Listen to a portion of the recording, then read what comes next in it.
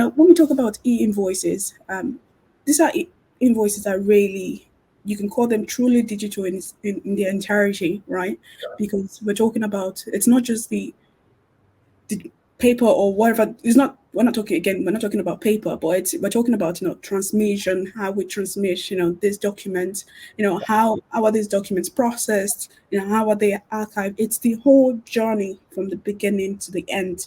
And I feel like there's been, so many challenges for SMEs, especially.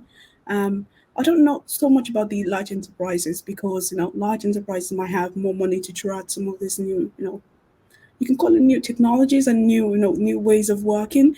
But let's talk about some of these global challenges. What, in your opinion, what are these some of these challenges that SMEs are facing with e-invoicing?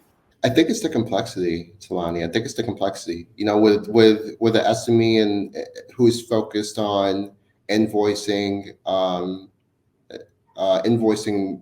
buyers that can be in various different countries. Like the complexity of keeping up with country A's requirements versus country B's requirements, and just taking a step back, like e-invoicing. So this whole conversation about shifting from like a PDF invoice to like a data file is really being driven by the government bodies, right? And the government bodies are driving it because, especially in Europe, because they have VAT tax gaps. So like they're trying to be more efficient in collecting taxes in more real time.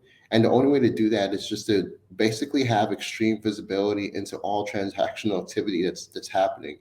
And so when you think about like this e-invoicing, it's basically them putting a mandate in place such that you have to create this data file, a very, very structured file, which they can run through their systems and immediately like assess the value and determine whether you're getting taxed effectively before it even gets to the buyer. So think about them like literally putting themselves in the middle of all economic activity so that they can basically collect taxes. And that's in the best interest of the government, but it puts extreme pressure on organizations and a lot of weight in terms of how they effectively do things they've been doing for hundreds of years. And that affects large enterprises all the way down to the SMEs, who are basically now beholden to making sure that every single invoice they send out to every single buyer follows all these protocols.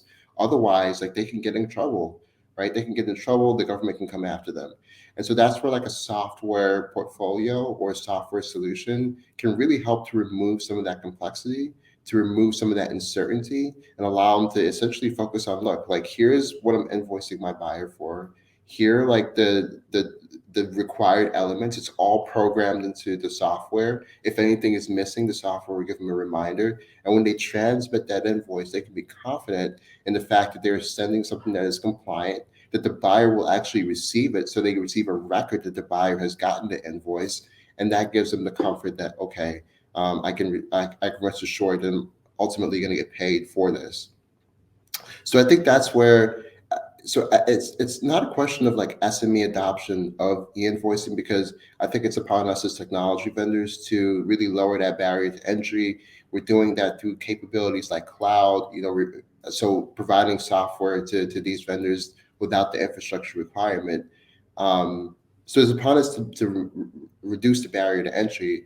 I think the challenges that SMEs face really is inherent within all the requirements that they're now beholden to, that manually would just be extremely difficult to keep track of on their own.